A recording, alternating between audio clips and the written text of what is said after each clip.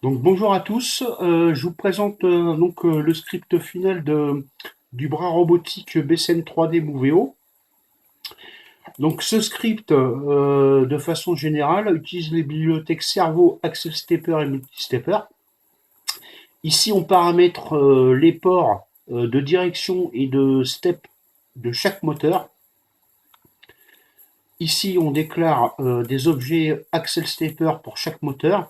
Alors, l'avantage de la bibliothèque Axel Stepper, c'est qu'en fait, on peut faire tourner des moteurs Stepper, c'est ce qu'on appelle des moteurs par à pas, en même temps, parce que la bibliothèque de base de Stepper fonctionne de façon synchrone, alors que là, Axel Stepper, on est en asynchrone et c'est donc l'avantage d'utiliser Axel Stepper. Axel Stepper, pour ceux qui connaissent Arduino, vous la téléchargez via le gestionnaire de librairie.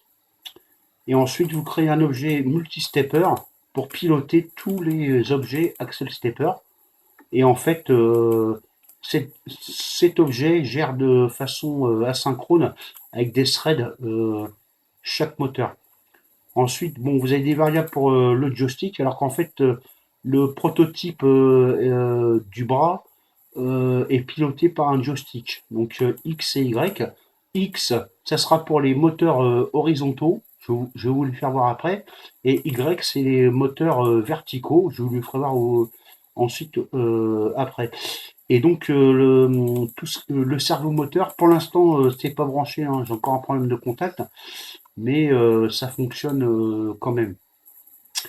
Dans le setup, on initialise tous les moteurs avec leur vitesse et leur accélération. On ajoute chaque stepper à steppers, donc le multi-stepper.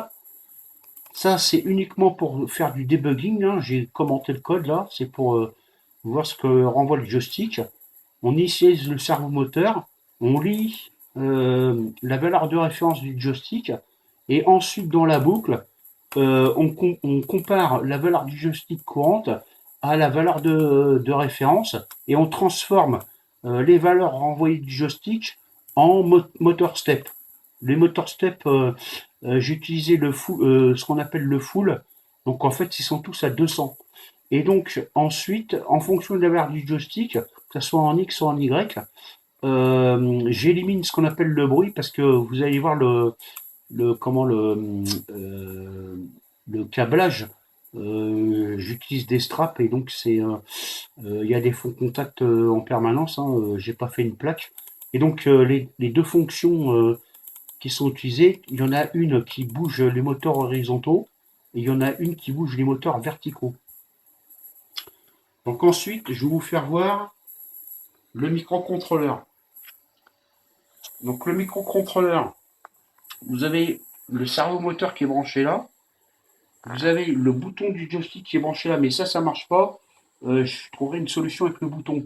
Vous avez les câbles vert et jaune. En fait, ça c'est pour XY sur le joystick. Ensuite, vous avez tous les drivers. Chaque driver pilote un moteur. Vous avez plusieurs moteurs. Il y en a deux là. Il y en a un là. Il y en a un là. Vous en avez un à l'intérieur en horizontal. Et vous en avez un là.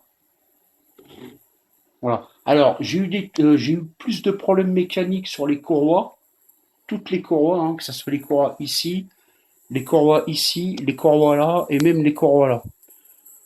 Donc maintenant, je vais vous faire voir. Donc ça, c'est le joystick qui est branché sur le microcontrôleur, et avec le code que je vous ai fait voir, on pilote le moteur, le bras robotique, excusez-moi. Donc en X et en Y.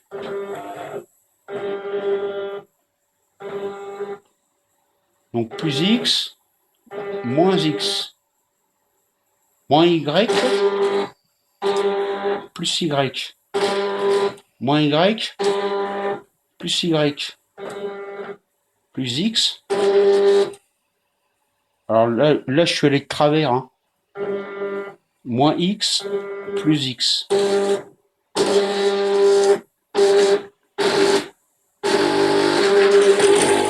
Alors après, il y a du bruit, hein, c'est dû au faux contact des câbles, mais si on fait un circuit intégré propre, ça se passera pas. Voilà.